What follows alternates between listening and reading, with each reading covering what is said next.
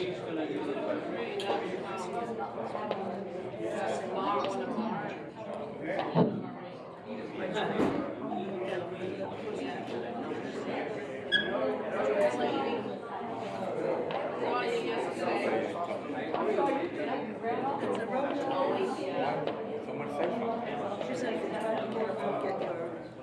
is so exciting. Thanks for coming, everybody.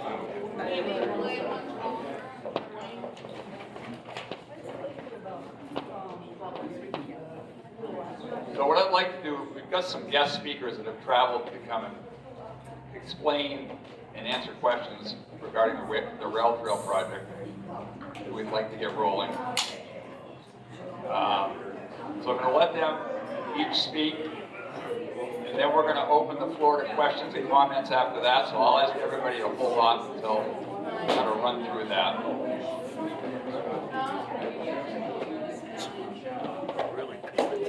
I'm Derek Riggs. I'm representing the Friends of the Seabrook Rail Trail. That's the nonprofit group that's been working for nearly 20 years to try and get this rail trail project started. A little bit of background: the state took possession of Seabrook and Hampton Falls, I believe, around 1999. Yep. So it's been over 25 years that the state has owned that piece of property, and probably 20 years ago there was some discussion of starting to actually do the rail trail. We started having meetings and having a group raise money. We have some money set aside for maintenance once it's built. That's been going on. In 2012, the Planning Board voted to push forth a warrant article and have a vote on whether or not we would have a rail trail in Seabrook. That vote was held at town meeting that year, passed 890 to 325. That's 13 years ago.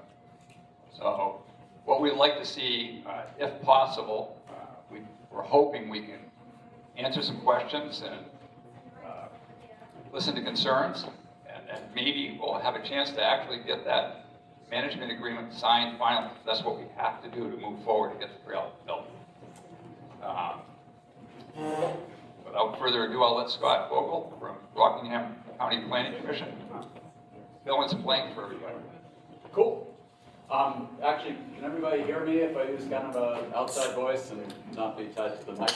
I'm Scott Bogle. I'm a transportation planner with the Rockingham Planning Commission, and appreciate the chance to come out and talk to you tonight a bit about background on the New Hampshire Seacoast Greenway project, which is envisioned to be a trail connecting 7 corridor communities here in New Hampshire from Portsmouth down to Seabrook, and then more broadly connecting down into Massachusetts and Maine and all up and down the eastern seaboard that I'll talk about in a minute. As Derek was saying, this is a project that at least RPC's involvement with it, I think, started in 2006 or 2007, and there was a project to develop a conceptual design and implementation plan for this rail trail, and there were 7 communities involved, actually 8, counting Newcastle.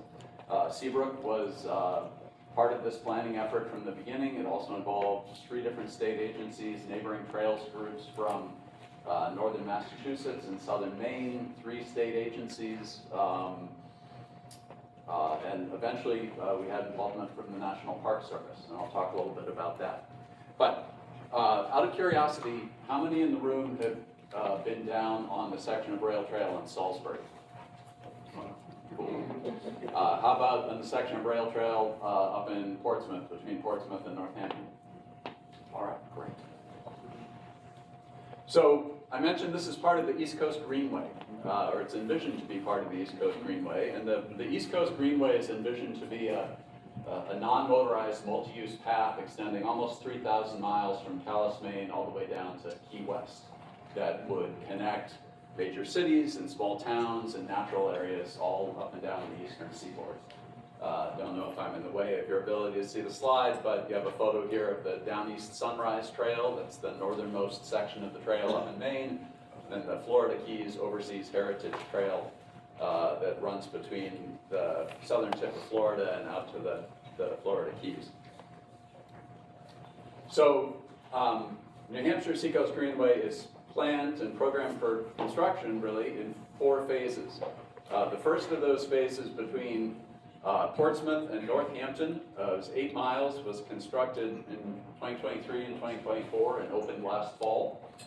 The second phase is about to start construction, 1.6 miles that'll go from the Northampton town line down through Hampton Town Center to Drakeset Road, if you're familiar with the center of Hampton. So that just went out for bid. DOT's anticipating they'll have the contract in place mid-August, start construction, and be able to have construction of that 1.6 miles completed by the end of the fall. So by late fall, we'll be up to almost 10 miles of connected trail.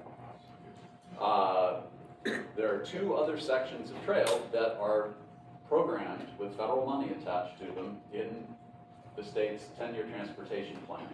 The section in Seabrook, 2.4 miles, is in the 10-year plan for engineering to start in 2027 and construction in 2030. And then a section in between in blue there that would go through the southern part of Hampton and Hampton Falls down to the Seabrook town line, also to start engineering in 2027 and have construction in 2032. Last year, RPC applied for a federal grant we were successful in getting that, $1.5 million to accelerate the engineering for that, with the goal of accelerating the construction as well.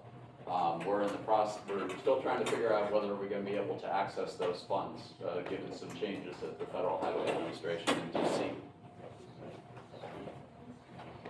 So here are a couple of photos of the ribbon cutting for that first 8-mile section. Governor Sununu came and gave a welcome and opening address. Former Senator Nancy Stiles, who many of you may know, cut the ribbon. We had representatives from the State Department of Transportation, each of the corridor communities, and Executive Director of the East Coast Greenway Alliance came up from North Carolina. So on the map on the left here shows in green what's open now. So there's trail, as I said, with that extends from, there's an old DOT yard right where Post Road hits Lafayette Road at the Northampton town line. There's trailhead with parking there. And then up almost to the northern tip, there's trailhead with parking at Portsmouth Skate Park. It extends a little further. And then Portsmouth has built side path on Borthwick Avenue and through that new West End Yards development with the goal of having a connection from the northern part of the rail trail portion, a connection off-road through downtown to Memorial Bridge where it crosses over into Maine. And then you see the Hampton section in yellow at the bottom. Over on the left here, this is just a photo taken from a sunny Saturday in early May, and the trail's getting a lot of use. We had a automated trail counter out just south of the Portsmouth Skate Park trailhead from mid-May to end of June, and the weekday average weekday trips on the trail were just under 400. Average weekend trips were just under 500. Weekend day trips, so average for a Saturday or a Sunday. The peak day, Memorial Day, Monday, there were over 1,000 trips past that counter. And actually there were a lot of rainy days in here, so those averages were held down. On sunny Saturdays and Sundays, there were a lot of 700, 800, 900 trip days. So it's been very popular, and we expect that to continue. These are some pictures from a volunteer trail cleanup day we did in early May. 40-some people came out for that. I think Jeff will talk a little bit about maintenance in general on behalf of the New Hampshire Seacoast Greenway Alliance nonprofit. But in terms of next steps on the trail, one of the parts of developing the trail was working with the National Park Service. They helped us set up a regional nonprofit trail organization, the New Hampshire Seacoast Greenway Alliance. And so the Planning Commission, the nonprofit, and the corridor communities are working together now to continue building out the trail. So we've got rules signs in place, mileage marker signs in place, several kiosks in place now. Continue building our volunteer program because much of the maintenance we've found from other trail organizations can be done by volunteers. There are certain things that can't be done by volunteers. And on the Portsmouth Northampton segment, the nonprofit has just entered a contract with Piscataqua Landscaping to do some of those things that we can't readily do with volunteers. Also working to put in place an Adopt a Trail program, and I think Jerry can probably talk about how that has worked down in Salisbury. Developing wayfinding signs so that people who are on the trail know how to get off the trail to get a cup of coffee or find a place to stay overnight or get an ice cream or get a beer. And then continue working on trailhead development and work with Hampton and Hampton Falls and Seabrook to get those two remaining segments built. So I don't know if we want to do questions now or if we want to wait until all the presentations have happened and then do questions. I think let everybody speak, you guys, and then we'll take questions after Good. that. All right. So is Jeff up next or Jerry? Yeah, Gary, go ahead, Gary. Thank you, Scott. Sure. Very good turnout, it's wonderful. My name is Jerry Klima. I live in Salisbury. I was a selectman in Salisbury for 9 years and town moderator for another 12. And during all that time, I've been working on building our rail trail and taking care of it. In Salisbury right now, I'm glad so many people have been on it, we have over 6 miles of trail in our system, all the way from the Merrimack to the Seabrook line, and then from the center of town into Amesbury, and then a connection to the Garrison Trail and the Whittier Bridge. And that's all part of what we call the Coastal Trails Network, which has about 30 miles of trail as part of it, and we're very nearly complete. We have one more project to go to get that all built.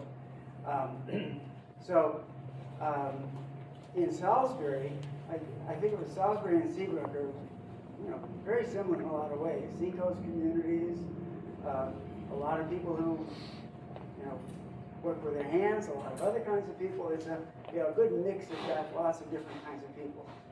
And in Salisbury, we have had a really good partnership with the town with respect to the trail. Coastal Trails is running an Adopt a Trail program in Salisbury that raises between $5,000 and $6,000 a year that goes toward trail maintenance. And I don't know if you've been on the trail, you see the mile signs every 10th of a mile. We didn't start with that, but the police department said that people didn't know where they were when they had trouble. So we had to figure out some way to let people know where they were. And I thought, oh, that's a big pain. One more thing to do. But then I had the bright idea of having it be essentially an advertising platform. And so people, businesses, some individuals, but mostly businesses, contribute $250 a year to Coastal Trails. We maintain an earmarked account for Salisbury's trails. We have another one for Amesbury. And we buy equipment, blowers, trimmers, other equipment for the trails that are used by the volunteers. Otherwise, volunteers use their own equipment. And for example, the Salisbury Trail, our retired fire chief mowed our trail for the first 6 years. He wouldn't let anyone else touch it. We're not up to his standard, but we're still doing it with volunteers. And for the towns, when things are really require help from the town, we work together. It's a very cooperative relationship. I know all the DPW guys. I work with them, and others of us do too. So I think it's something that a small town can do if you think about volunteers and cooperation with the town, and at very low cost to the town because, for us also we have volunteers who plow the trail in the winter. So, you know, it really takes a lot of the load off the town. And that's good, because, you know, nobody wants to waste money. So we, Derek asked me to talk about pros and cons of the trail. You know, when we started building the Ghost Trail, which the Stone Ghost Trail, the neighbors were very concerned. They thought that there was going to be who knows what coming down the trail, coming from some other place, other people doing bad things. In fact, our trail had actually been used as a party place, and it was our old rail line, the abandoned rail line, was a problem in itself. And once we built a section of the trail, a lot of good eyes came in, and a lot of bad people never came back. And in fact, one of the people who was most concerned, I never forget, they invited me into their house, and they said, well, we moved our breakfast area to be over here so we could watch the trail and see all the people go by. We just love it. So they completely turned their feelings around once they had the experience of having, you know, happy people in your backyard instead of partiers. So I think that's something that I've seen it in Danvers. When we were working on other parts of the trail, in other places, same experience. Everybody's worried, and it turns out to be much better than they imagined. I lived in Lexington when they built the Minuteman Bikeway. Same thing there.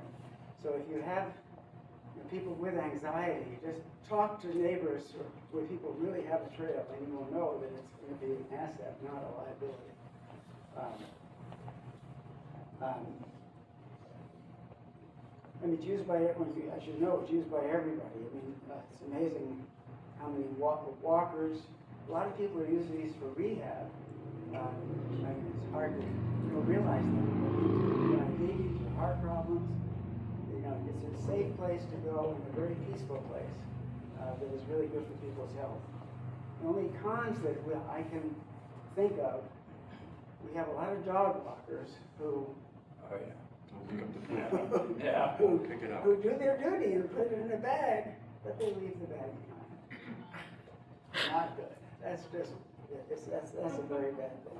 The other thing we now have a problem with popularity, speeding e-bikes.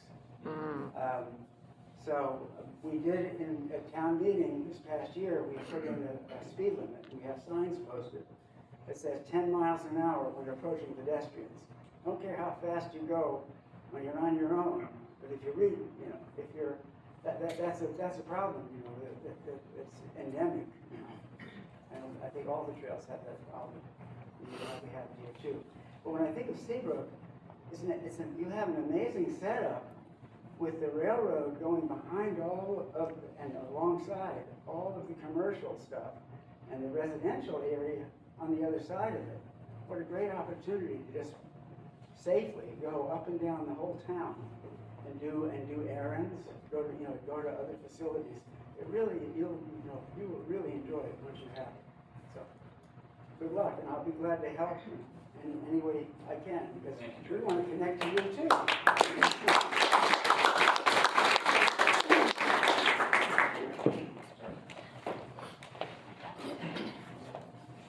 turn that back on.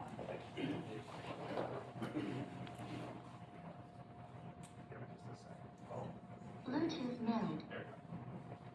Sorry, I'm fighting allergies, so I didn't think I could shout long enough to make it through. So I'm on the Seacoast Greenway Alliance, the nonprofits that was formed to help get the trail done and really, augment the trail. The trail itself is funded by the state. They're funding the initial construction, but they're not responsible for the kiosk or some of the amenities, parking, et cetera, that goes along the trail, upkeep of the trail. So we formed the alliance so that we could raise funds to do that. So we've been quite successful getting grants, and recently we worked with the Seabrook, what's the gambling, the dog park up here, the Casino. Brook. And so we received, a couple of, I guess we could do donations for that, so that certainly helped. And we've been able to put in kiosks and take care of the trail and raise enough money that we actually signed an agreement, as Scott referenced, with Piscataway Landscaping, where they're mowing the trail. So we've really taken on the maintenance. One of the things in the trail agreement that gave some of the communities pause when we were going through this was the maintenance of the trail. How's that going to be done? What's it going to cost? Will that affect our tax rates, et cetera? And we formed this nonprofit to help allay those concerns. And so we have been able to raise the money so that there's been very little outlay from the towns for the trail itself. We're doing all the maintenance. We found the towns have been very community spirited, and for example, Portsmouth provided the machine to dig the holes for the mile markers, the typical mile markers that we put in following Jerry's example. And those. Let's speak up. Oh, okay. So maybe I'll try this. Is this better? Closer. Okay, closer. So one of the things we did follow the example from Salisbury is that we put in those 10th of a mile markers, and the town of Portsmouth actually lent us their machine, and they helped out Rye, Greenland, and Northampton. And so people have been very agreeable in working back and forth. Northampton has in turn painted all of the different dividers along the way, so the towns have really come together, but the bulk of the cost has been taken on by the nonprofit, and that's a nonprofit that's not just for Rye, Greenland, Portsmouth. The plan is for it to be Hampton, Hampton Falls, and Seabrook as well, so it'll be the whole corridor from border to border. So any other things about the agreement, happy to talk to you about. Any other concerns we haven't addressed as far as maintenance or the trail? I know we're going to get into questions, but we sort of touched on rail bikes and some crime and people in the backyard. Anything else that's of a concern? Okay, good. My voice just made it. So thank you, everybody. Can I just add one thing? The Ghost Trail is a stone dust trail if you get on it, right? The first section of that was built in 2006, and we just resurfaced it this year, so it lasted almost 20 years without gaps. And we got a state grant that Coastal Trails provided the matching funds for, so it didn't cost the town anything. Is that the surface that you're proposing for the Seabrook Trail? Yes. It's what they've got put in, the same thing as what is. I prefer stone dust to pavement myself. Champagne gravel. Yeah, champagne gravel, there you go. Jason? I don't know if any folks from the planning board want to jump in on this too, but I'm also fighting allergies. I just came from the shooting range, actually. Been up there all day putting in cameras. So if you're up the way walking in the town forest, you're on camera. All right, so before the East Coast Greenway was even conceived, before the state of New Hampshire even purchased the rail corridor, the town of Seabrook put it in its master plan that there should be a trail on the abandoned railroad tracks. It was pretty innovative at the time. I wasn't on the planning board, but I remember seeing it in the master plan. So we've been through and we're on our third iteration. We're rewriting it right now. And then this is the third master plan that it'll be mentioned in. So it's been at least 24 years that we've had that concept at the planning board. The planning board's job is to look at what the town has, what the town wants, and where we want to be in 10 years. So in 10 years, we want to be connected. My grandmother, when I was a young man, told me, you know, here in Seabrook, it's not a toll call to call Newburyport, but it is to call Northampton. You know why that was? Everybody in Seabrook did their shopping in Newburyport. Why? Because it was cheaper to hop on the train and go to Newburyport than it was to hop on the train and go to Portsmouth. Okay? So Seabrook said, we want to be part of Newburyport. We want to be in the 462, 465, and 474 exchange. There's a reason. So when Salisbury came in and said, we're building this, we're like, oh, geez, how wonderful. We can get on the bandwagon. And a lot has changed in the last 15, 20 years since I actually got involved in the project. And one thing that remains is the planning board. Where are you guys? Raise your hands. And thank you for being here. These guys have always wanted to have this linear trail, linear park in the town of Seabrook. So in the town of Seabrook, when you're coming from Salisbury, do you know why Salisbury stopped abruptly where they are? Why?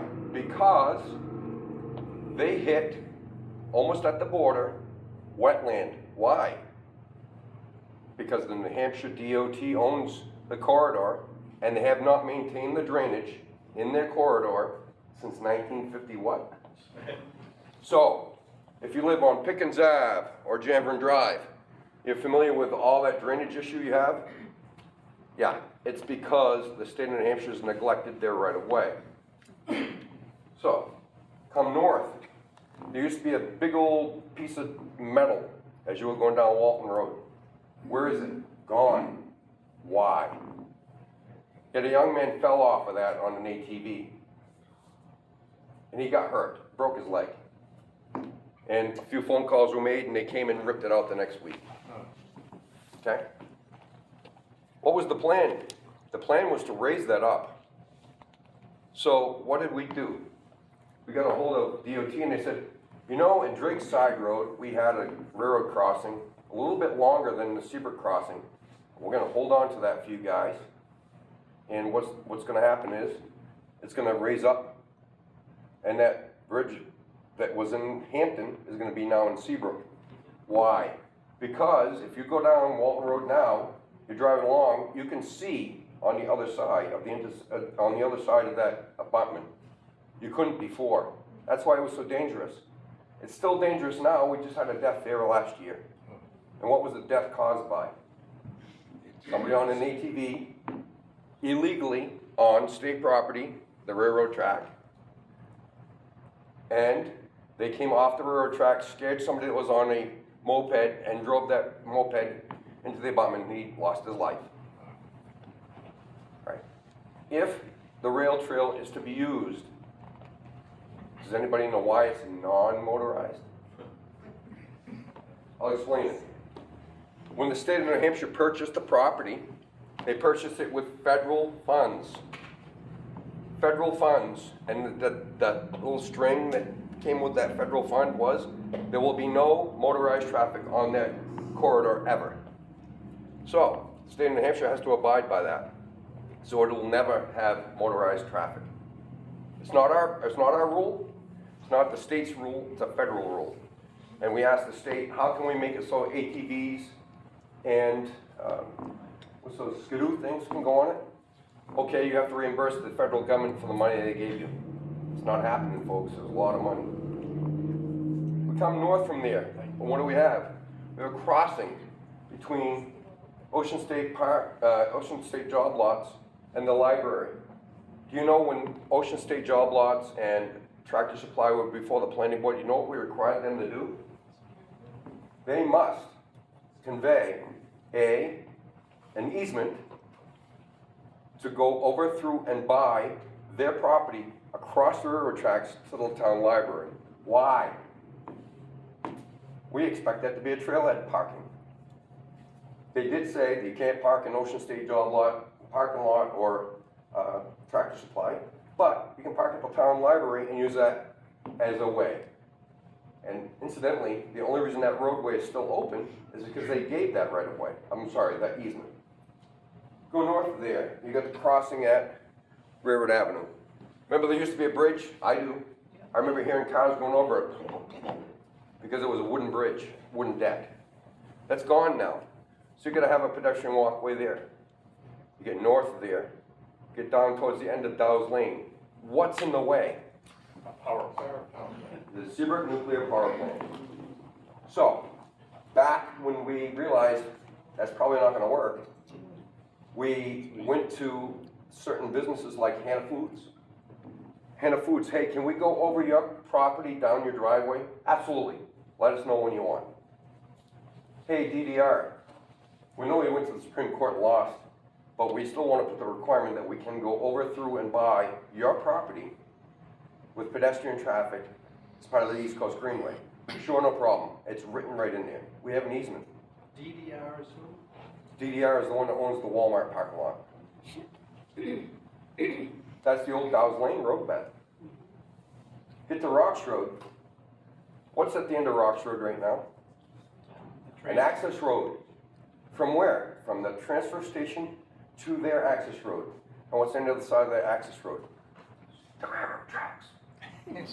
Okay, so we had that as our backup plan, but last year when we were sitting down with the community, remember Old Home Day, the planning board was there, we had a map, you could stick pins and give us all kinds of questions and answers.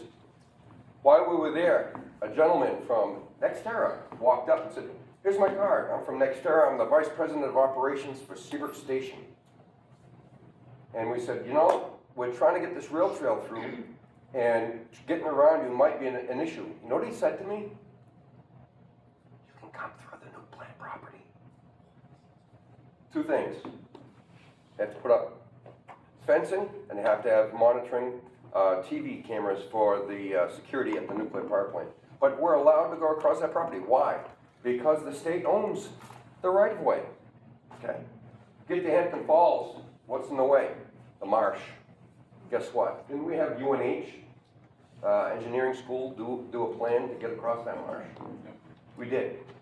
So there's no reason why we can't go from Seabrook into Hampton or Seabrook to Newburyport and do our shopping again on a bicycle. So a couple of things. We talked about the vote of the town meeting in 2012. 2012. March of 2012. So the wording of that was, should the town vote to establish a municipal trail under RSA, whatever it was, B, and so long as the management agreement is signed between the town and the state of New Hampshire? And the answer was resoundingly yes. What's a municipal trail? So under the statute, a municipal trail allows the governing body, do you know who the governing body is? There's three of them, they're all sitting in here somewhere. There's Board of Selectmen. To enter into an agreement with a nonprofit, private organization for maintenance of that municipal trail. Do you think that was by chance, or do you think that was planned? It was planned. Why? Because we had a Friends of Seabrook Rail Trail group that was raising funds and putting them into the bank, and when this was all built, they were going to do contracted maintenance. The Board of Selectmen couldn't appoint them as their agents. We've heard how many times, well, what if there's a bad storm and it wipes it out? There's a four-letter agency from the federal government that's supposed to give money for that stuff, but they keep running out, called FEMA. So we've been through what-ifs, about 7,000 what-ifs. What we'd like to see is get the management agreement signed, come up with the funding through the state of New Hampshire, and I see there's two state representatives here. I used to be one, then I got a real job. I joke, it's not fun being up there all the time. But we need them to fight for us. But here's what happens. The 10-year plan, Scott had told us that in 2025, they're supposed to get funding for I'd have to go back like 4 slides. 2025 and then 2027 is the construction. For the Seabrook and Hampton Marsh sections, engineering in 2027.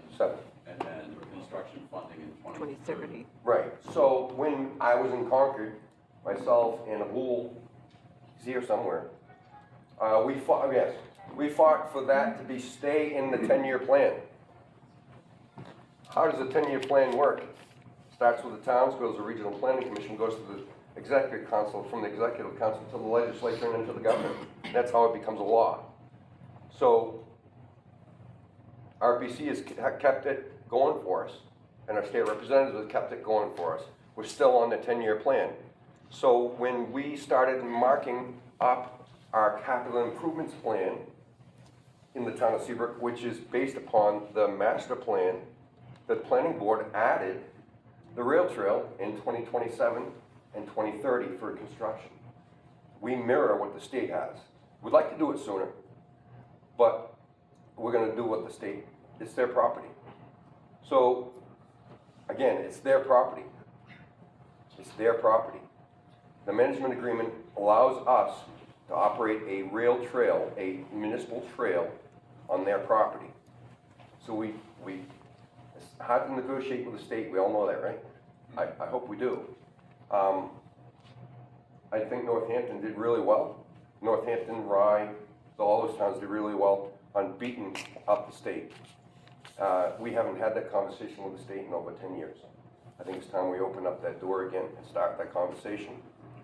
I should be able to go from Hampton Falls border, Brimmer's Lane, to Newburyport in under 40 minutes. Of course, if they didn't have the speed limit in Salisbury, it would go a lot faster.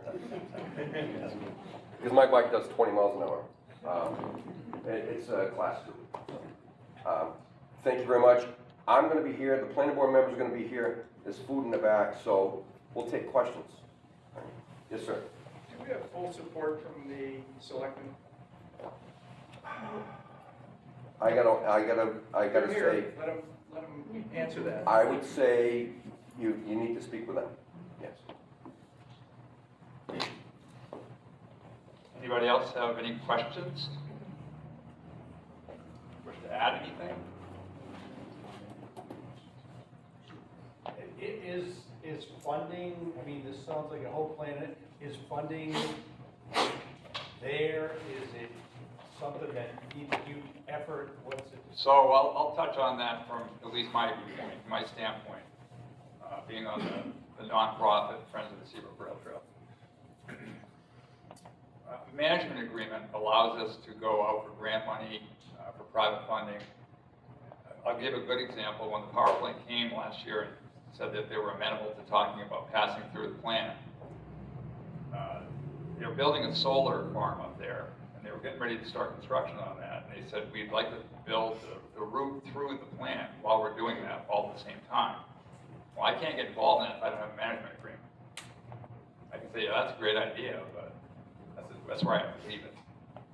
So there's ways of getting private and nonprofit funding that can speed things up and make it easier, so when the state gets involved, it goes a lot faster.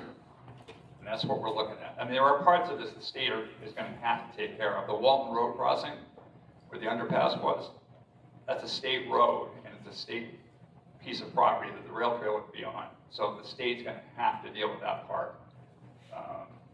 Nothing will happen until that gets done. That's a pretty dangerous spot. But other parts of it could get done much faster. It would be possible, for instance, to maybe build a section from, say, Railroad Ave down to where the library is, so that people could use that piece a lot more easily. That piece could be done sooner. The part through the power plant could be done and be waiting to go with private money. That wouldn't necessarily have to all be at once. So, yeah, no, the funding is part of it. We've watched a lot of grant money go by the wayside. I can't give you an exact amount, but let's put it this way. I think the trail could be almost built right now if we had the agreement 15 years ago or 13 years ago and could have used private money to do it. I will add, I don't want to use any town funds to build the trail. I live here too. I don't want my taxes to go through the roof either. So I'm not asking for any money. I just want the agreement signed so we can start on all the rest of the details. Just to add to that, so by virtue of the project being in DOT's 10-year transportation plan, in theory, that means that DOT has committed federal funds to build that. What we've heard from DOT in the last several months is that because of high cost inflation in the construction sector, the 10-year plan is $400 million over program. And so they're just starting an update to the 10-year plan. Well, I think the draft will be out sometime this summer, and then there will be a series of hearings on it this fall. We know there's going to be pressure to delay projects as part of that, and probably remove some projects. And so there is, I think, going to be a need. We don't know what's going to be delayed or what's going to be removed. But those hearings that are held every 2 years for the updates to the tenure plan are an opportunity for communities to come out and say, you know, our project is delayed here, here's why that's important, we don't want that delay to happen. So that's something that, you know, all the corridor communities need to be cognizant of, whether for the trail or for other transportation projects that you may have in the tenure plan. So, something to keep in mind. Yes. So the reason I asked that is, it doesn't need to be, I'm not saying anything disparaging, No. Broadway like it is in Salisbury.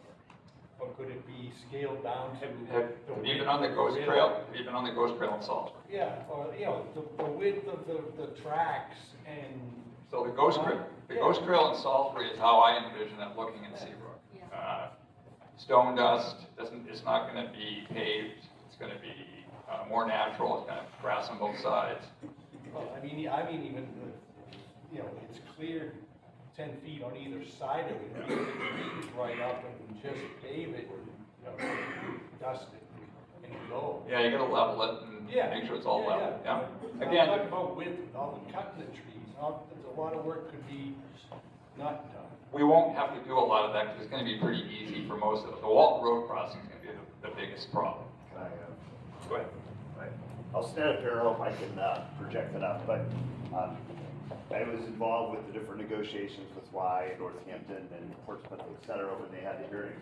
And I would imagine we're gonna have a similar agreement here in Seabrook, but basically what happened is, the way it worked is the state funded the entire trail construction. So they did the drainage, the clearing, the planting of the ivy and the grasses along the side, and put down the stone dust. So all that was done at state cost. The maintenance agreement then says the towns will maintain the trail once it's been put into place, which is why we formed the nonprofit to help take over that maintenance agreement. But the maintenance agreement, Scott, correct me if I'm wrong, but as I recall, if there's a major washout or something, the state, because it's their property, still step in and help if there was, you know, a big flood that took out some sort of drainage section or splash out.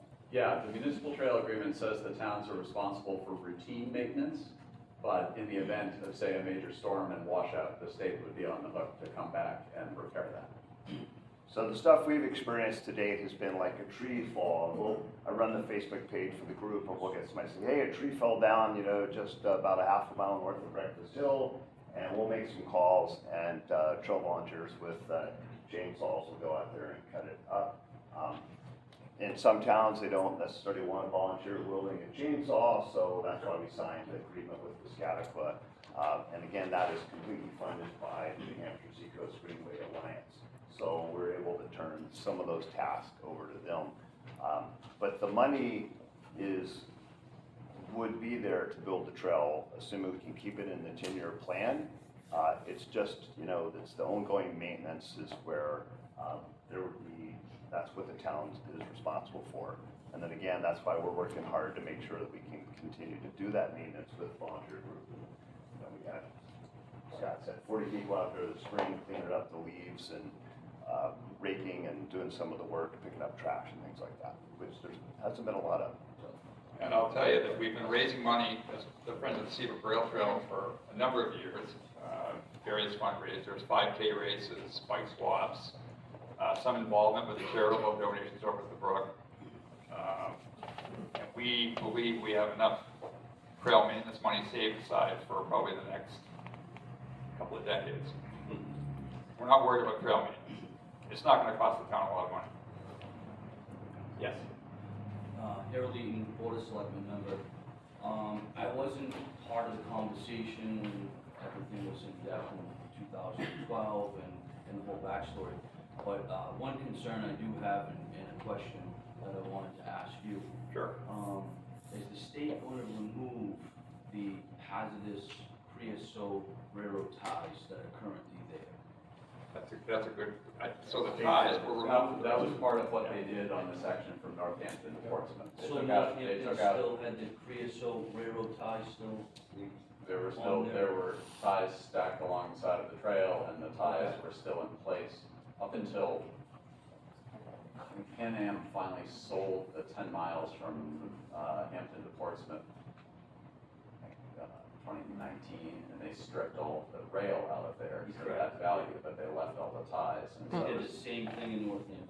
yeah, and so as part of the state-funded project to build the first 8 miles, they removed all of the ties and took them out of the corridor, disposed of them elsewhere, as part of the federally funded project. Wonderful, 'cause I know that would be, very costly to get rid of that hazardous material, so that's why I wanted to make sure that that was included in the state's portion. So just an update to that, the ties that are on the corridor right now in the town of Seabrook have been there since 1954. And the creosote has leached off. Okay, I was under the impression that when you disturb the ties, that's when you get the leaching that takes place. They've been there since 1954, and there's no creosote left.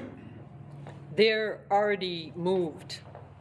The state came in and took the railroad ties, but they left us the wood. So they have been disturbed for some time. So the rails, Took the rails, the rails are the steel portion, the ties right, are the wood that I'm speaking So of. they've Yeah. already been, the ties have already been moved. yeah, they've already been moved. They were moved some time ago. The ties have the dog rails. No, The rails, gone. the state took the rails for money. And then the ties. Yeah, that's thrown on the side. Last time I walked down there, they were all just piled in the bushes. That's gonna be part of the grading project. Correct, yeah, just thrown into the They bushes. use them for other trails. There's two sets. Yes. Who's going to be responsible for litter control and policing of the new trail? So as far as the litter control, Because it's a constant I'll problem. give you a good example of litter control.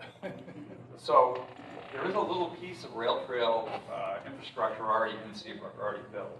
There's 600 feet from the Firemen's Association parking lot. Thank you very much to all of them for helping us with that. That connects down to the Salisbury Rail Trail. And thank you, Jerry, for letting us get involved with your project and be able to connect to Salisbury, because it gives everybody a chance to have a taste of it. Jerry mentioned that the trash isn't bad, but people leave their dog remains out there when they walk, but they don't like taking the bags in the car, darn it. So a couple of do-gooders, every now and then, will go down there with a couple of Demoulas bags and gather up the pieces. It's not that big a deal. It only takes a few minutes. When we're out for a walk, we don't mind doing it. So I think what you're going to find is volunteers are going to take care of the trash. There won't be a lot of trash. Go ahead. Sorry, this is gonna be a question directed to the, former select board member of Salisbury. So, you had said that the trail is maintained by volunteers.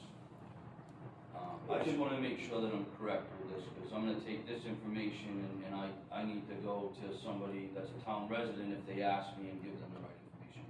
So, no portion of your trail system is included in your budgetary process for Salisbury? I don't understand what you mean. We do work together with the DPW. The DPW does some maintenance on the trail. So there is a percentage somewhere that's in the budgetary process? There's definitely some work that goes into the trail. Okay. A lot of it is What done by about you, volunteers. Jeff, though? Jeff, does Northampton use the town services to maintain the trail? Or is it all New Hampshire Seacoast Greenway and volunteers? Sorry. I think you're getting a better deal than we have. I think it's up to the town, right? So in Salisbury, they've decided to do some work. Northampton, when we started, they actually wanted to form their own nonprofit just for Northampton because they didn't want to have anything to do with the trail, any maintenance costs. They didn't want to see any penny go to the trail. Fast forward, we have a completely different select board today. They are all super gung ho with the trail. They're getting great feedback from the residents. They love it. They have asked the DOT to do some work to paint, some of the, we have these crossing things, get cars from driving on the trail. So they have done some work. Whereas Rye, the DPW has not been involved at all. They haven't spent a penny on the trail. So it's a town by town So, thing, right? so it started out as, no budgetary process, and Northampton's kind of merged into taking some of the budgetary money to use for the trail. Yeah, they've done a few things for the trail. I think part of it is, what happens is they start to see the economic benefit. Suddenly there's, 15, 20 bikes always at Airport Cafe every Saturday and Sunday getting breakfast. There's people pulling in and shopping now at Home Depot and going to Shaw's and buying their groceries and using the rail trail to get there. So they see that and hearing great feedback from the residents. Rye has like half a mile maybe of the trail. They don't do anything. That's Portsmouth has a parks budget, so they have been involved with putting up signs. So is it, when you had said that you started to get some funds from the town, I just want to make sure, is that through the budgetary process in the annual budget, or is that through voting in as warrant articles and taxation that way? It was done through the town manager and the select board. I don't think there So was the a budgetary mark, budgetary. There wasn't any sort of warrant article about stuff for the trail. But I refer you to Jim Sununu, he's on the Seacoast Greenway board. He's a select board member in Northampton, so I'm sure he'd be glad to take a question about what they've done. Thank you. Yeah. So Derek, now I'm gonna go to you, sorry, and then I'll be quiet. It's okay. Okay. I'm glad you're here, Harold. I want to retain as much information as I can. Do you feel it's possible for the Rail Trail nonprofit organization group to be able to maintain that solely without any budgetary process from the town at all, or going to the ballot as far as Yes. appropriation through Harold. warrant articles? I get up at 5 o'clock on 2 holiday mornings to go raise money to do this, so the answer is yes. Derek, the rail trail or the railroad crossing that runs the length of Seabrook, if most of you are using it, happen to notice that most of it's clean, except for some certain areas where we have some homeless people. But that trail has been maintained by volunteers. I live off the railroad track. I'm on the Woodland Walton Road side. I'm up and down there once a month, picking up stuff. I've seen other people in there. It is volunteers who maintain that property right now, and so that people can use it. When a tree goes down, it miraculously disappears. Within 24 hours. Within Obviously, 24 never hours. with a chainsaw. Right. Right. So, I know that there is, I don't want to pay for it either. Our taxes are astronomical. Trust me on this. But we have done a great job at raising money. And if we need money for other things, we'll find a way to get the money. Well, so as a good example, Harold, on the Firemen's Association property, I don't know if you noticed the trailhead down there with the nice benches and the flowers and the bushes. Yes. We did that. And we maintain that. The volunteer group is paying. I saw the guy there today, voted today. We take care of it. We're not asking you for any money. We don't expect the town to maintain the trail. Just a point in terms of, there's a question about litter. When we did that volunteer cleanup on the Northampton Portsmouth section, that was almost all leaf raking, and there was hardly any litter. There were reports of people leaving poop bags, but we've gotten real rule signs up now that specifically address that, and I think the instances of people leaving, his bags out on the trail have really declined since it's been made clear through the signs that Please you really gotta take this with you. Bob, you had a question? Yes. I have a question, as being a woman walking along the rail trails by myself, is there any sort of policing or if something were to happen, you'd be like, hey, So, I don't know about the who would take care of that. But I think you're gonna find the amount of traffic on the trail sort of provides its own policing. Once you have people out there traveling, I mean, obviously, if it's 9 o'clock at night and you're out there in the dark by yourself, I can't Then address that's my that. Right? But if you're out there, say, at 6 o'clock at night, I think if you go down to Salisbury right now and walk down the trail, there's a lot of people down there pushing strollers, walking dogs, riding their bikes, skateboarding. I mean, that's all happening right now. When there's a crowd on the trail, I don't think there's an issue. And there usually is. Now, I will say that, just this last week, somebody had a, wagon was stolen from their front yard, and they called the Seabrook police. Met them at the library. The police didn't have any problem driving right down the railroad tracks. They found the guy at the trail area, but, they have no problem going down through there. They can even access from the fire barn property coming across, Bruce Brown's property. And to get it down there. As a matter of fact, the town of Seabrook has an easement to the sewer department to get down through there. So all the way to Walton Road from the south, from Walton Road north, all the way to Dow's Lane is accessible by the police department. You mentioned, just thinking of the timetable here, it seems like this management agreement is the big obstacle or the It's next the only hurdle. obstacle. Who signs off on that? How do we get that going? Is that just selectmen or? That's the select What board, are the yes. logistics of that? The select board needs to sign it. Select board. When they're comfortable with doing that, that would Yeah. be great. Yes?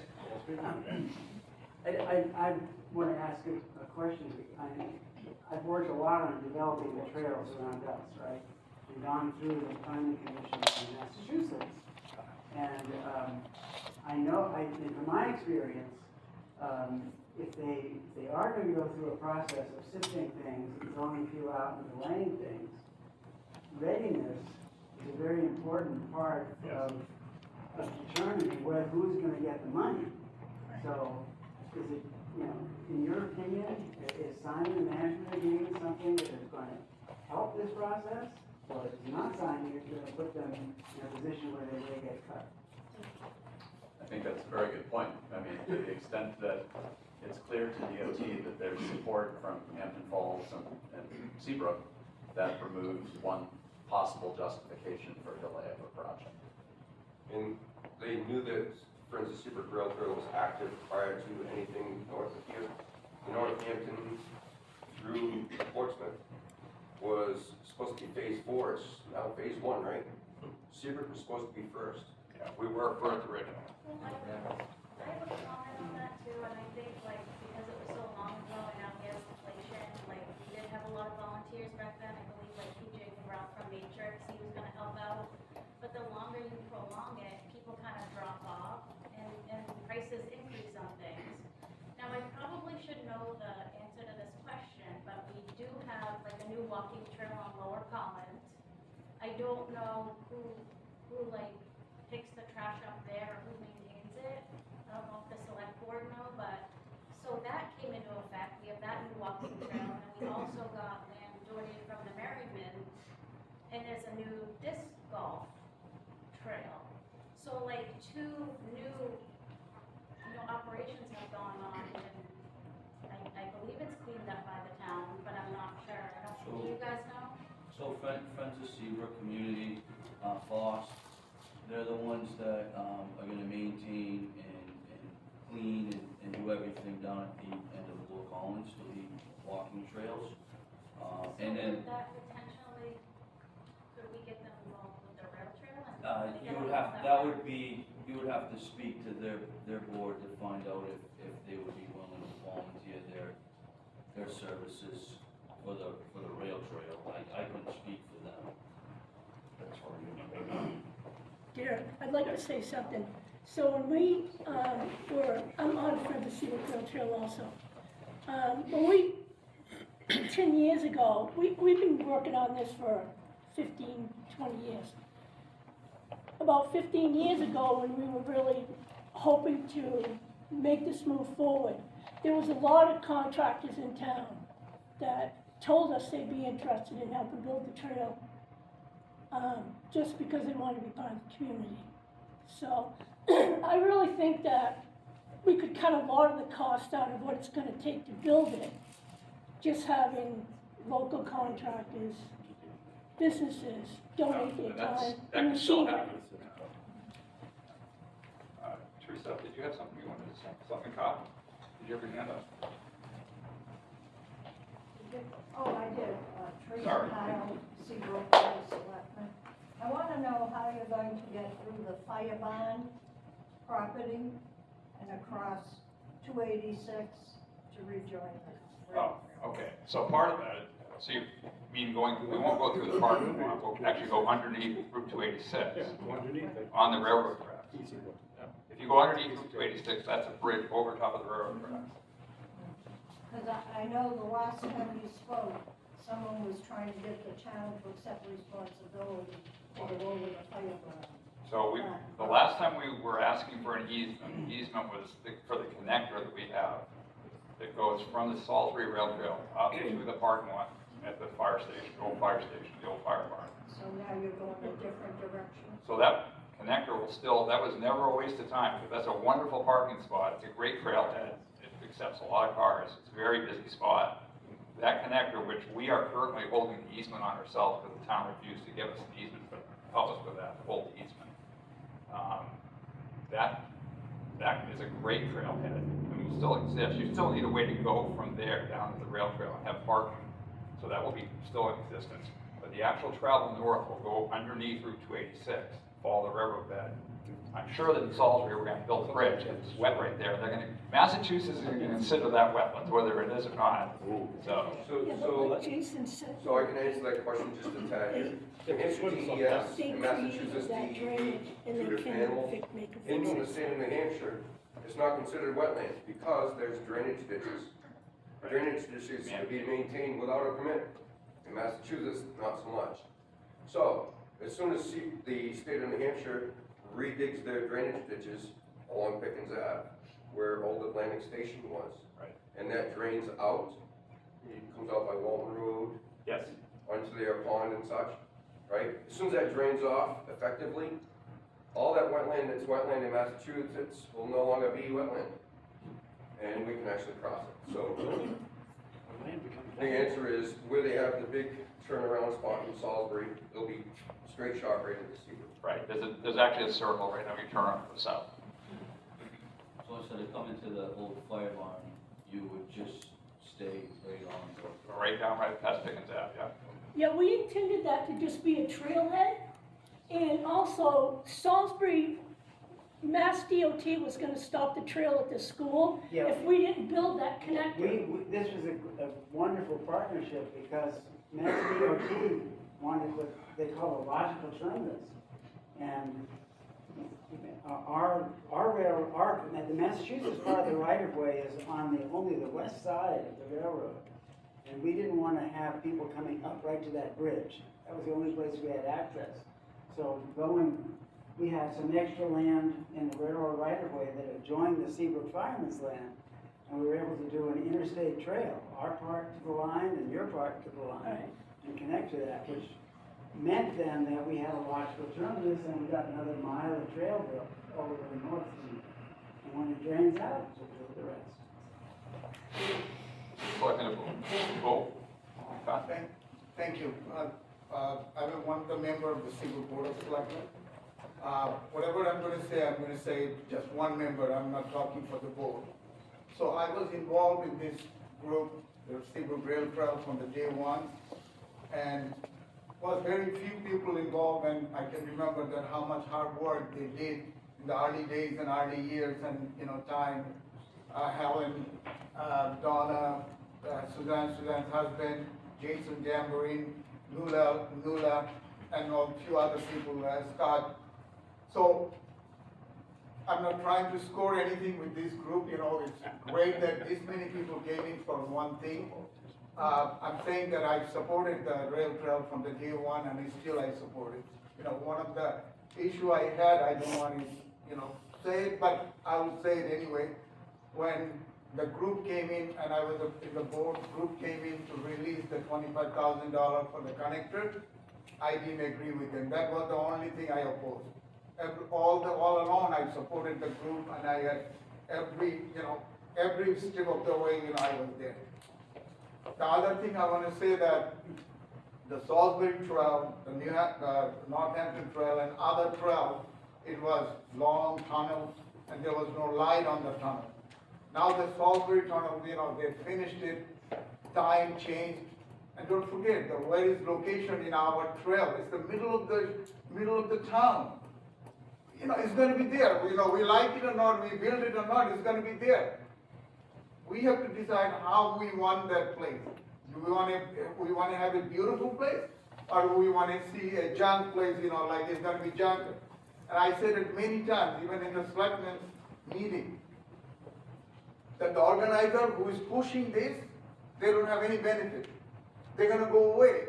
The time changes, they have other things to do, they're going to go away if we don't support them. So another push came in, another support came in, let's do it. That's all I'm going to say. That's it. Thank you. Yes? I was wondering, does the state, or do you have an engineered plan for the rail trail, especially up by the Collins Street Railroad Bridge, to take care of that water? Or are they just gonna go in there and start digging? No, they won't just start digging. So that's what will happen in 2017. It's the 2027. What's going to happen in 2027? The federal funds for the engineering phase will come available, and then that engineering phase would last a year and a half. I know, but then my at the end of concern that, is that engineering takes a long time. yeah. So that's why they have the engineering to start in 2027, construction to start in 2030. You've heard about this kind of thing at Thanksgiving dinner, maybe?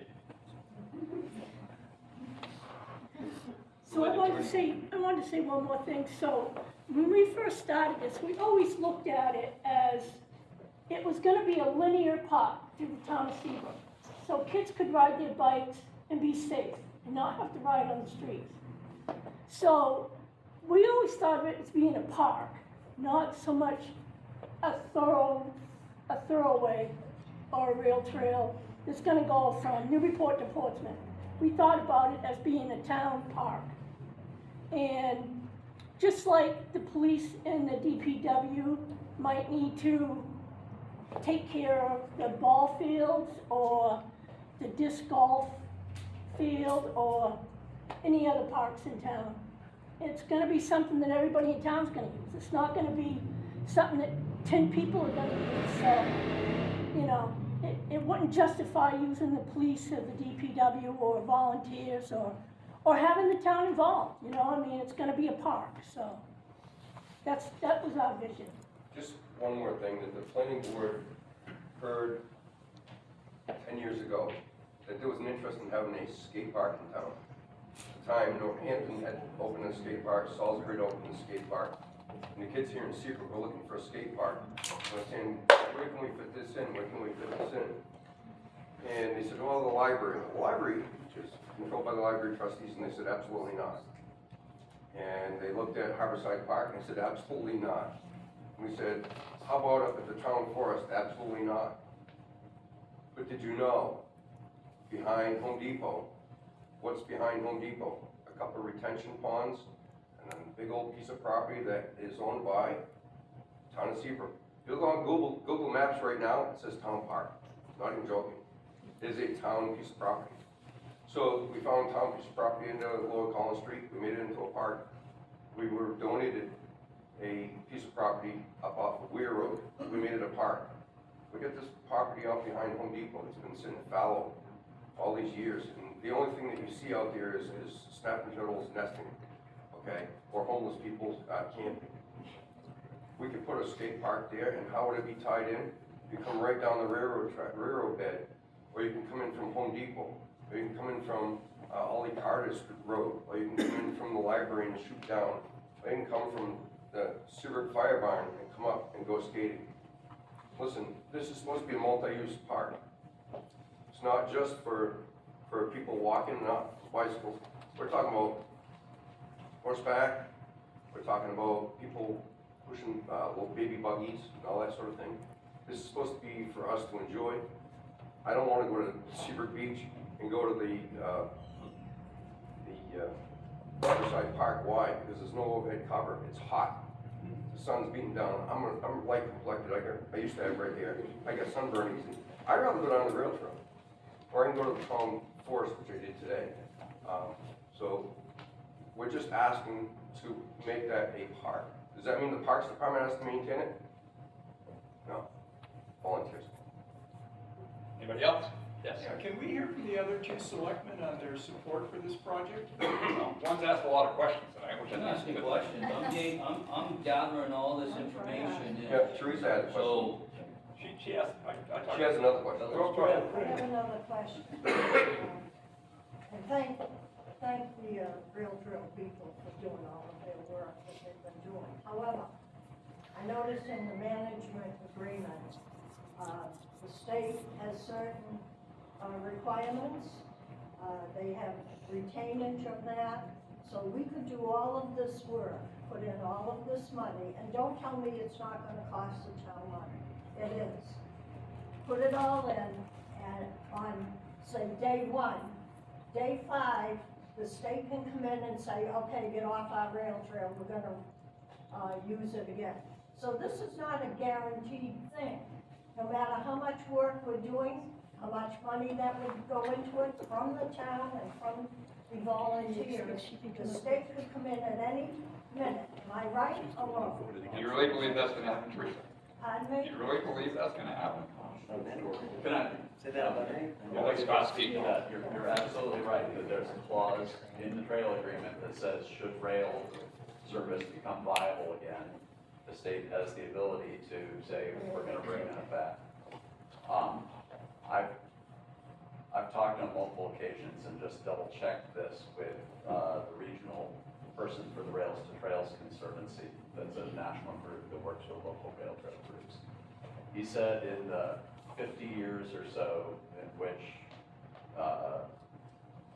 communities, states have been turning old rail corridors into trails, there was one example in Denton, Texas, where the state came back and said, okay, we've determined that rail is viable again. But after a negotiation process, they ended up with a rail with trail. So the rail came back, they shifted the trail over, and the two coexisted. But, I mean, my take on the likelihood of rail coming back in that corridor is that it's minuscule. It would be phenomenally expensive to bring rail back into that corridor, for one. They'd have to go through the new plant. Yeah, well, so just the expense, from a business sense, I don't think, business standpoint, I don't think it makes sense, because you've got the main line that the Downeaster runs on, from Boston to Portland, just a few miles to the west. And then, in order to do that, it would ultimately become a political process, and the ability to bring rail back would have to get sign off, not just from all the New Hampshire communities, but also from Salisbury. That's not how I read their agreement. And I'm reluctant to sign their agreement until I get some clarification that Seabrook is not gonna be pouring in a lot of energy and money. And maybe then just notify us and take it all back. But the only circumstance in which DOT would or could do that would be if there had been a study determining that rail made sense in the corridor, and that the communities supported that, because the state would have to apply for a huge federal grant to make that happen. One of the first projects I worked on when I came to the Planning Commission 20 plus years ago was updating a study for feasibility of passenger rail in that corridor. And even 20 years ago, the conclusion was that the potential ridership for Newburyport to Portsmouth or Portsmouth to Boston rail corridor was nowhere near high enough in order to make it competitive for the federal money they need. And, the state of New Hampshire doesn't have money to do that. The state of New Hampshire right now doesn't have any money for anything. Right. But So so they just, took back money where we wanted to fix Clear Six. And I think Jason, you were part of that. We approved, the town gave them our portion. And they came in and told us, oh, we decided no. My question was, do we get our money back? No. So they can at any moment change their mind as to what they promised. So I can tell This you, is my- I can tell you, Teresa, to try to cut off your hesitancy on that issue. It's caution. Yes, and that's fine. Is, there has been talk for many years to extend an MBTA to Manchester and Concord, New Hampshire. Legislature are gonna do that? No. Everybody ships If bigger. they're not gonna do that quarter, I don't see this quarter ever No, doing but that. and I think Maybe 100 I years. really would like to see that, but I don't trust the state government or the federal government. We shouldn't. Yeah, let's get serious. The state did the study of a railroad track from Seabrook, from Boston to Portland years ago. They decided it wasn't worth the money. It was gonna cost them, but $1.5 million a mile, something, no, $120 million a mile. They said there wasn't enough traffic, there wasn't enough passengers. They gave away years ago. So why did anyone bring it up to railroad tracks again? Right. Plus, everybody that lives on the railroad bed, do you want the train go by your house? No. Harold. So, generous as Next Era seems to have been to one of our planning board members in conversation. And me, And Mr. Grace. in public. I would be very hesitant to want to take that route. I feel like that would put us in a vulnerable position when it comes to, a very strategic thing that the town government has to do, and that's to negotiate a contract. And I wouldn't want to have any entity having any power over the town of Seabrook. So I would like to see, you had said that there's a different plan set There was. that goes around the Next Era property. I would like to see that. So, I'm I just know gonna it's say a more this. direct route, but I really don't wanna open that, I don't wanna open that box. Harold, the railroad tracks are still owned by the state of New Hampshire. The state of New Hampshire owns a right of way right through. Even through the power plant. And they can So do whatever they want. then technically you don't need permission to go through there. Correct. Wow, it's security issues, that's what we have to deal with. I think the time when that could come up would be as part of the engineering study, starting in '27, if the town wanted DOT and their contracted engineer as part of that engineering study to look at, okay, how would you do it, what would it cost to go straight through on the rail bed? How would you do it, what would it cost to try to skirt the perimeter? Then those two options could be examined as part of that engineering study, and there'd need to be conversations with the landowners. But legally, Next Era has no authority over that going through? Is that what I'm understanding? So the It's hard state- enough to gain ground with them, so it's I really, understand your concern. it's really a very, very long, complex process. So here's the bottom line. And Here's the bottom line, and I agree with what Scott just said, that the engineering plan is when you deal with this. But getting the management agreement signed costs $0. It opens doors, it puts us back in line to start moving forward. And then the details can be worked out. But it's not gonna cost anybody $1 to sign the management agreement. That's my point. Okay. I'm trying to just get as much information Yeah. as No, I'm trying to help. And go through, vulnerabilities, and I don't wanna put the town at risk there. See, my problem too with the managerial agreement is, they didn't say, let's negotiate an agreement. They just hand us agreement, this, you sign it, it's our deal. Yeah. We have no say in that management agreement. Yes, we do. Formation. Nothing's gonna happen This by is signing. very troublesome.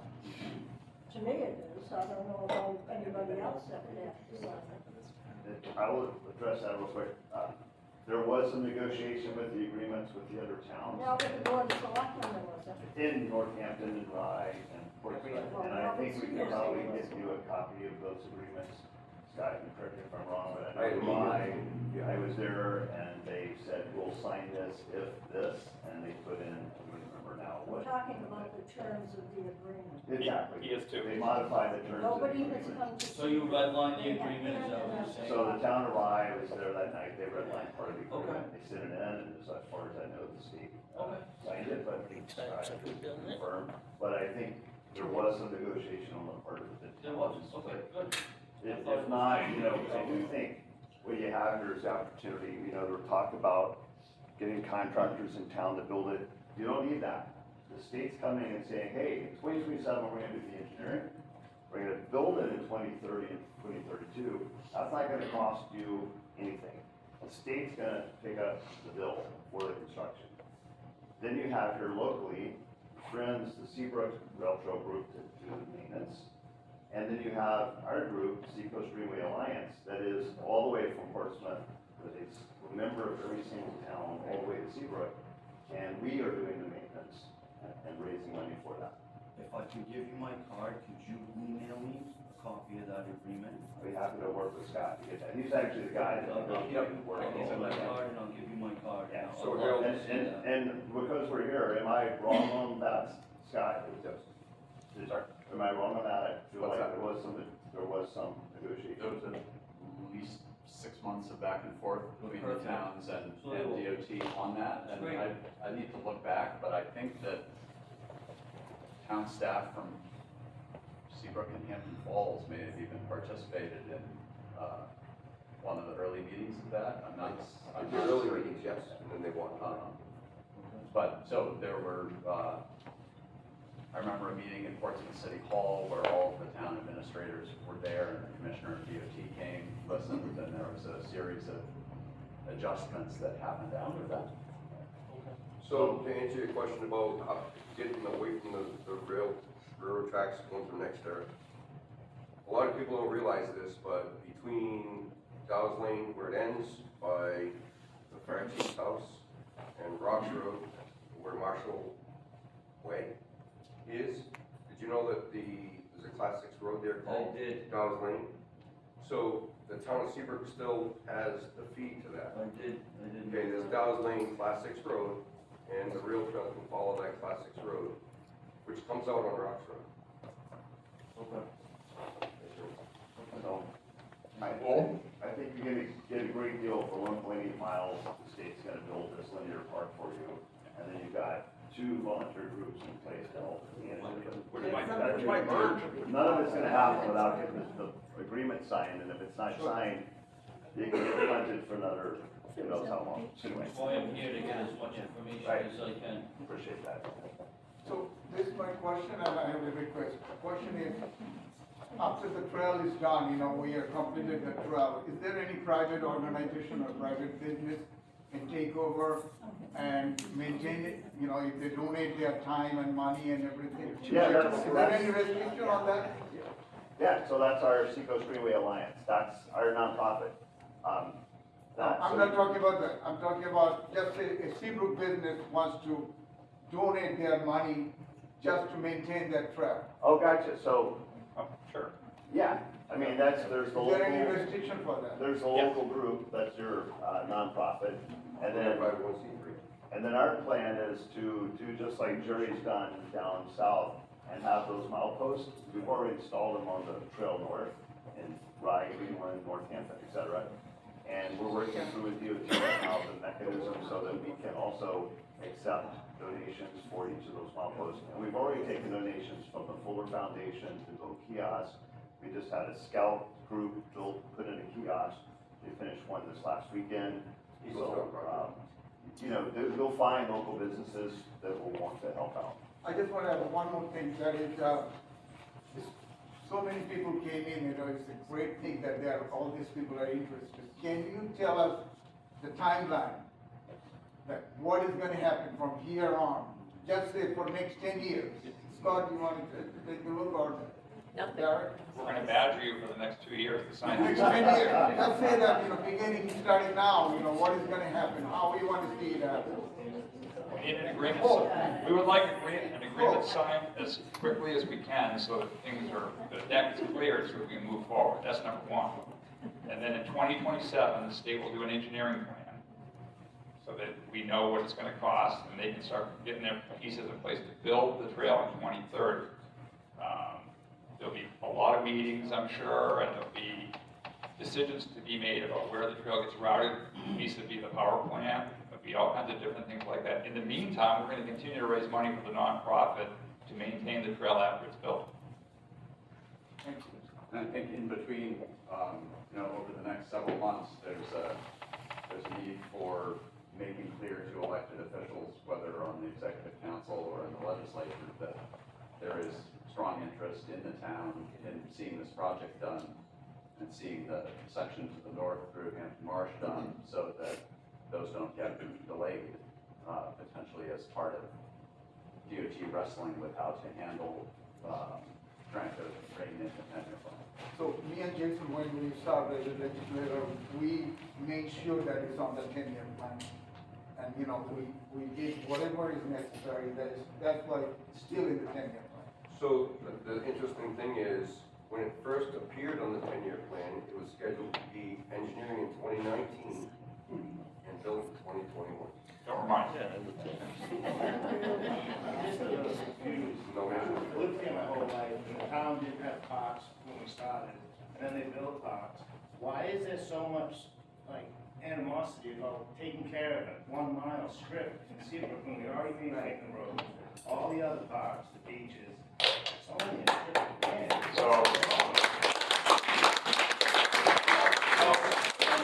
This is Seabrook, this is our town. We look foolish, you come from Florida to Seabrook, and then from Hampton to Maine, how do we skip Seabrook? Come on, guys. Well, so then the other thing I'll say too, and we were talking about private involvement to maintain the trail. Walmart has been sending crews out to do trash pickups and cleanup on the trail. So they're already involved. They're willing to help once things get going. And What's donate that shoe money. company in Hampton? What's that? What's the shoe company in Hampton? Boss. No, the hiking boot. Oh, Timberland has been out there. Yeah, Timberland's done it too. Home Depot's been out there. Yes. Personally, I don't want to be from the only town that doesn't understand how important the rail trail is. Everybody else is doing all over the country. It's what people are doing now. It's embarrassing to say, oh, Seabrook doesn't want to do it. We're coming. We're coming. Yeah, it's like, I don't It should have been understand why done. anybody would want the rail trail. Everybody else has done it successfully. Before I It's like, I don't get it. Before I take any more questions, I'm going to point out there's a lot of food on the back table and there's drinks back there too, and I want you all to take some so we don't have to take it home. Okay. Any other questions? Yes? What, if anything, does Hampton Falls need to do to get their part of the? Yes, the Marsh. So their piece to River Lane or the Depot Road at least would be pretty easy, I think. Piece across the marsh has a bunch of old washed out bridges that will be an issue because of the new bridge is over tidal water and it's in an estuary. So the engineering and the construction there is going to cost quite a bit. Our hope is that the utility company that has the lines gets involved in that because they need it for service to get their trucks out there. So we're hoping that that's part of it. But that's going to be a state issue, not a Seabrook issue. But yeah, Hampton Falls, the marsh is going to be the problem. And there was some discussion earlier about UNH engineering department. Back in 2016, there was a UNH engineering department project to come up with a design concept for rehabilitating the causeway to carry the trail across the marsh. And as Derek was saying, concerns there, you've got 3 old railroad bridges that were built too narrowly. So if you look at an aerial photo, there's tidal scour on either side. There's researchers at UNH and the Department of Environmental Services that would like to see better tidal flow to the back of the marsh. So the concept that came out of that study was there are 3 and I think now 4 areas where the causeway is washed out at high tide, and so you can't actually walk across, and you can wade across at high tide. To open those areas up more, span them with boardwalk, and then elevate the remaining sections of causeway 2 to 3 feet just for resiliency to be able to deal with more severe storms. So that's the concept that developed by UNH, reviewed by both the private engineering firm and then DOT, and so that's what went into the 10-year plan. The $1.5 million supplemental grant we got from the federal government last year will be to take that and then do full engineering analysis on it, come up with final plans for it. But Hampton Falls, similarly, we have them to sign the agreement as well. We sign ours, they'll sign theirs. So there've been meetings with their town staff, and we think there's support. So we're very optimistic about Hampton Falls. Anybody heard of the rail trail in Kennybunk? Yeah. Yes. It's in very much the same situation Hampton Falls is in, goes across the Marsh area. It had been washed out for years and years, and they literally raised it up and did a platform much like they did at Hellcat Swamp in Continental. So if they need to do that in places, it's definitely doable. Scott, would you and your group be willing to come back before the board of selectmen at a meeting and do another presentation? Certainly. So that the whole town can see and not complain. Yep. You know what I mean? We'd be happy to come in. So you willing to do that? Thank you very much for that invitation. New Hampshire Seacoast Alliance, be happy to do that. Okay. So let's take that. Maybe, Jared. I like arguing. Thank you for the invitation. Don't make that promise. Okay, on a happy note, I think we're good. Before we break up, planning board members, if I could see you over here for like 5 minutes, I need to introduce you to our fill-in planner, because if you didn't know, please keep him in your prayers. Tom Morgan has been placed on a leave of absence because of a personal medical issue. He won't be back to us until at least town meeting, so please keep him in your prayers. The planning board, I'd like you to meet Maddie Hoos from Rockingham Planning Commission, is going to fill in for us in the interim. So I'd like to thank the selectmen for joining us this evening, all three of you. Thank you very much to the planning board for moving their meeting that was supposed to happen in the town hall tonight over here and joining us here. Thank you extremely to Scott Bogle, Jeff Lattimer, and Jerry Klima for coming and helping. Thank everybody for coming here. And again, get some food and some drinks.